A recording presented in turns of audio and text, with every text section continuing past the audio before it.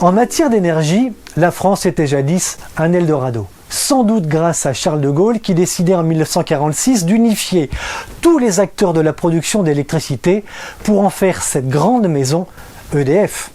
Grâce à sa politique énergétique, le coût de l'électricité était basé sur les coûts réels de production. Entre 1977 et 1999, le pays a construit un parc électronucléaire conséquent, 59 réacteurs. EDF était un outil bien huilé, financé par les Français, tout le monde s'en portait à merveille. Qui ne se rappelle pas de cette publicité? Vous verrez, en France, on n'a pas de pétrole, mais on a des idées.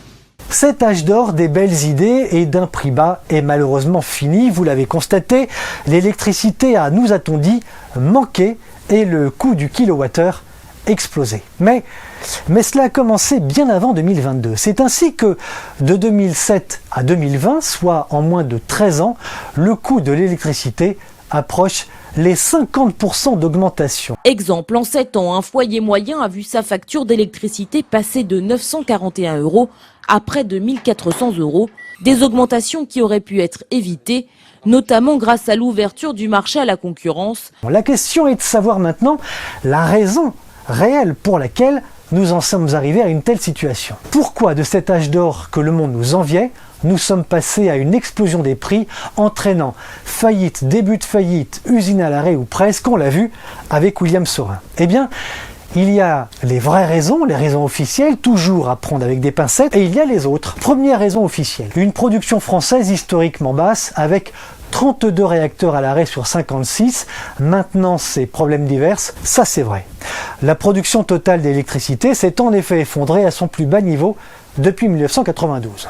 Seconde raison officielle, la sécheresse de l'été dernier, le niveau historiquement bas des barrages et donc pas ou peu de production hydraulique. Il faut savoir que la France produit environ 9% d'électricité grâce à l'eau.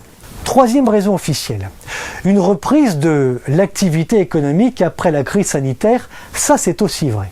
Quatrième raison officielle, la presse, la grande presse a beaucoup insisté sur ce point. On n'a d'ailleurs pas cessé de nous le dire. Si le coût de l'électricité a explosé, nous a-t-on dit, c'est en raison, eh bien voyons, de la guerre en Ukraine. Nous précisons que suite à la décision de la Russie de fermer le robinet de gaz vers l'Europe, le prix de l'électricité étant indexé sur celui du gaz, il était normal que le prix ait augmenté. Voilà donc les 4 raisons officielles qui nous ont été données. Est-ce exact? Oui et non. Oui pour l'arrêt de nombreux réacteurs, oui pour la sécheresse, oui pour la reprise de l'activité avec une forte demande d'électricité, mais on est bien loin de la vérité. Et pour cela, il est absolument nécessaire de revenir en arrière et d'établir un petit historique. Dans l'ordre historique et hiérarchique des responsabilités de l'explosion des prix, le premier responsable, c'est l'Europe. L'Europe qui, en s'appuyant sur l'exemple de l'Australie, des États-Unis et du Royaume-Uni dans les années 90, a jeté les bases d'un marché ouvert de l'électricité. Nous y reviendrons.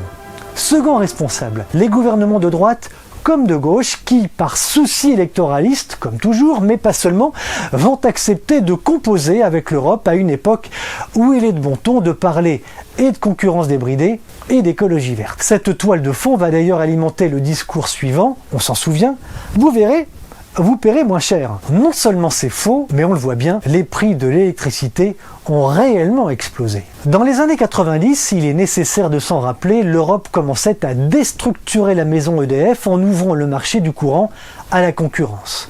On va inventer, avec l'appui des politiques, un gloubi-boulga de lois et de mesures totalement indigestes. Ensuite, on a contraint EDF à vendre à ses concurrents 25% de son électricité à prix fixe à des concurrents qui la revendent. Pour satisfaire aux exigences de Bruxelles, les gouvernements, et notamment sous la présidence Sarkozy, on invente l'ARENH, l'accès régulé à l'énergie nucléaire historique. EDF est désormais interdit de vendre comme elle l'entend son électricité à ses concurrents. C'est l'État qui fixe le prix du mégawattheure à 42 € seulement. Dans le même temps, l'Europe, encore elle, va mettre en place une règle absurde. Cette règle impose que le prix de l'électricité soit celui du gaz lorsque, dans le cas d'une forte demande, on fasse appel à des centrales à gaz pour produire de l'électricité. C'est la dernière centrale utilisée qui devient la référence des marchés de gros en Europe. C'est ainsi qu'à l'automne dernier, on s'est retrouvé avec une explosion du prix de l'électricité parce que le gaz avait augmenté de 30%. Une règle européenne d'autant plus stupide que 75% de l'électricité est produite non par des centrales à gaz, mais par des centrales nucléaires. Conclusion, la France n'avait qu'un seul producteur d'électricité, un seul vendeur, société qu'on lui enviait de par le monde.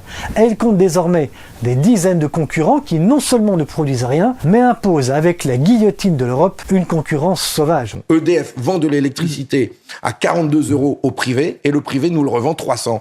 On marche sur la tête, c'est un truc de dingue. On est les seuls en Europe à avoir fait ça, alors que nous sommes souverains grâce à nos centrales nucléaires que nous avons payées.